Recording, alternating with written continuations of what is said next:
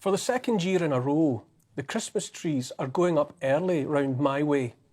More and more households that would, in the world of before, have waited until the second or third week in December before decking the halls, have already gone the whole 9 yards with the trees and twinkly lights. We're doing likewise in our house.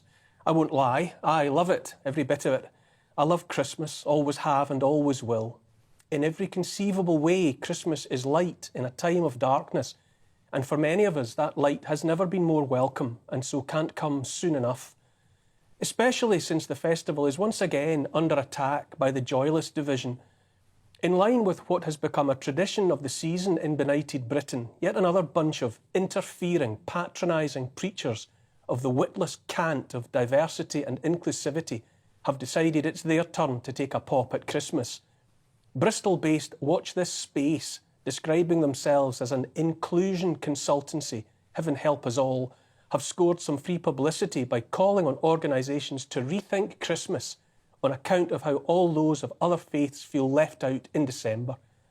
I really don't think those of other faiths feel left out at all. I'm certain the vast majority of those of other faiths are perfectly fine with Christians enjoying Christmas, the same way I have no issue whatever with Diwali and Eid and the rest of the religious festivals that genuinely matter to those of faith, and that it is only those that could and deliberately would start a fight in an empty house that want to persuade everyone that Christmas is exclusive and only bad news. For generations, every school in Britain has put on a nativity play. The youngest amongst us are invited to play the parts of Mary and Joseph, the angel, the shepherds, the three wise men. In every school hall is recreated a scene from a village in the Middle East. The people being enacted by children are people of the Middle East. How inclusive and diverse, you might say. It's always Christianity that the nouveau bullies target, in the same way that all bullies have always done, which is to say, single out the one that won't hit you back. The tolerance of Christianity and Christians has been a red rag to a bull, and for years it has been open season on Christmas, on the utterly spurious grounds that someone somewhere might be offended by cards, carols and Santa Claus. But hey, it's only Jesus, worshipped by 2.5 billion Christians as divine, the Son of God. So take up the slings and arrows and do your worst. That latest call to cancel Christmas came hard on the heels of heresy, spiteful, childish mewling by a junior research fellow of Trinity College and Cambridge University about Jesus having, and I quote, a trans body. The sticky-palmed adolescent piffle was then backed up by the dean of the college, so ensuring more headlines at the expense of followers of the world's largest religion. All of this latest mischief-making is just more of the same, which is to say the determination of the empowered elite systematically to remove every last foundation stone of Western civilization, while simultaneously showing us, reminding us who they think is boss. Having excited themselves by stripping away under the egregious wrong of lockdown so much of what it has meant to be human and alive in this part of the world, the usual suspects are determined to keep going until the job is done. Christianity and the family are still standing, and so the attacks must continue. Lockdown was about draining the joy out of life, every last bit. It was about keeping people apart and alone.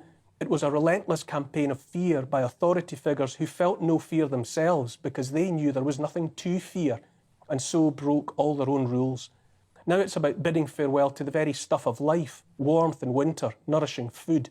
Stop driving to save the world. Stop flying to save the world. How long before they come for the twinkly lights and crackers as well? The powers that be are about nothing less than making life dull and flat for we proles.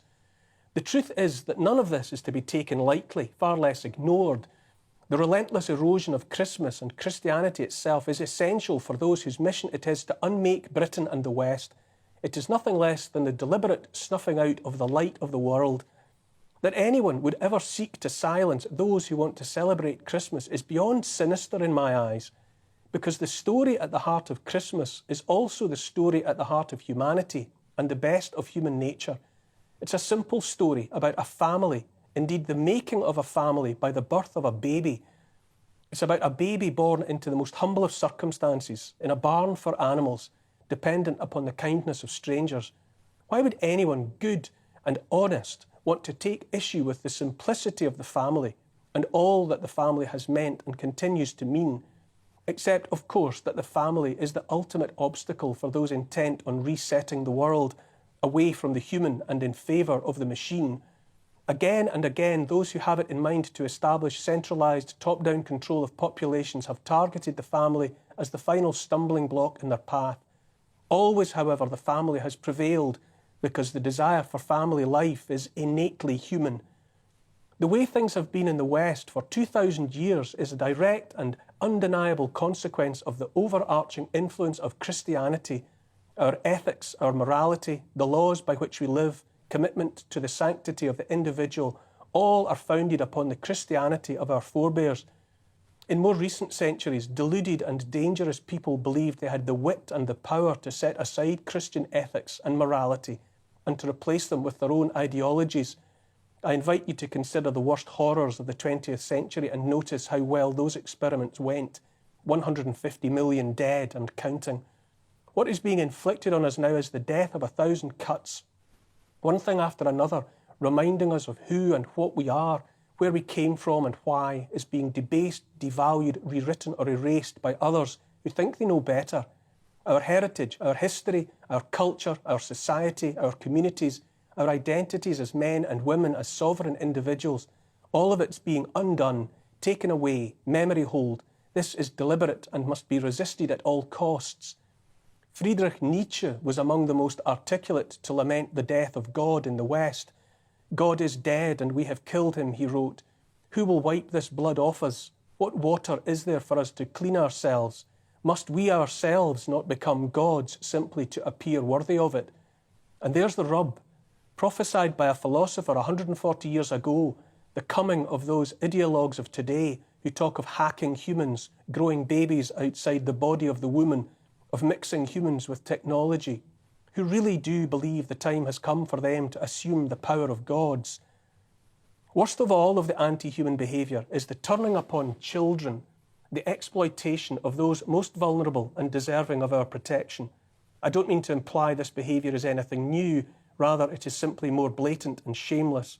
We catch glimpses of the danger, most recently in the ad campaign by fashion house Balenciaga that set tiny children in sexual contexts, and we dismiss such threats at our ultimate peril. From drag queen story time to questionable sex education in classrooms, the normalisation of the sexualisation of children is well underway. For those in search of a hill to die on, might not the defence of the innocence of children be the one? The Christmas story is fundamentally about hope. For human beings, there can be no greater gift or reason for hope than the birth of a child. There can be no greater imperative than the urge to protect that child, all children, against all threats. During lockdown, rules were put in place to keep families apart, to separate children from grandparents. They're still pushing their jabs on children. Attempts were even made at that time to cancel Christmas. Not that me and mine paid them a blind bit of notice. Faith leaders not worthy of the name complied with diktats that closed churches and so denied needful people access to the comfort and sustenance of holy places when they were most wanted. I keep mentioning the thousands of people who've written to me during the past 2, getting on for 3 years. In the run-up to last Christmas, the emotion of it all was almost overwhelming. My family and I received piles of Christmas cards from families across Britain and around the world. Messages of love, solidarity and determination from people who might otherwise have been strangers to us, but who needed to share Christmas and so shared it with us. The joy of the Christmas message in what might otherwise have been an unremittingly dark time. Over and over we were reassured by all those, the majority of the senders in fact, who like us had identified a fight between good and evil, between light and dark. We were left in no doubt by letter after letter and card after card that the medicine that kept those people well in every way that really mattered was their faith in something bigger than themselves, something transcendent. The central message of Christianity is so simple it can be summed up in a single line. For God so loved the world that he gave his only begotten Son, so that whosoever believeth in him should not perish but have everlasting life. Has there ever been a more hopeful message? Believe or don't believe, but the Christmas story is undeniably a message of hope and family and love, and about the arrival in the darkness of a bright and warming light, it is worth remembering that the light is always there, even if it is out of sight. I think about the words that, according to the legend at least, were scratched into the wall of a basement by someone hiding from tyranny during World War II. I believe in the sun even when it is not shining. I believe in love even when I do not feel it. I believe in God even when he is silent. In the northern latitudes, people have sought light in the darkness of winter since a time beyond the reach of memory. Millennia before the coming of Christianity, there were fires kindled and lamps kept lit in defiance of the dark and cold. Always the promise held in human hearts that with patience and fortitude they would see the return of the sun. This year the dark and the cold are being deliberately intensified by the stated objectives of our so-called leaders. We are told we must have less light, less warmth. We are told these are among the prices we must pay to win a war to save the planet. Now is the time to kindle lights and keep them lit. Nearly 40 years before the birth of Christ, the pagan Roman poet Virgil wrote lines about the birth of a boy, a saviour who would grow up to be divine and save the world. Virgil has been seen by some as a prophet predicting the birth of Jesus. He was sensing the rising of the sun from beyond the horizon. Virgil's poem, written around 38 BC, is a message of hope of the inevitable and imminent coming of light into a darkened world. Here's the thing. We need Christmas and the hope and joy of Christmas, more now than ever. Light whatever lights you can. Even the glow of a single candle can be seen for miles.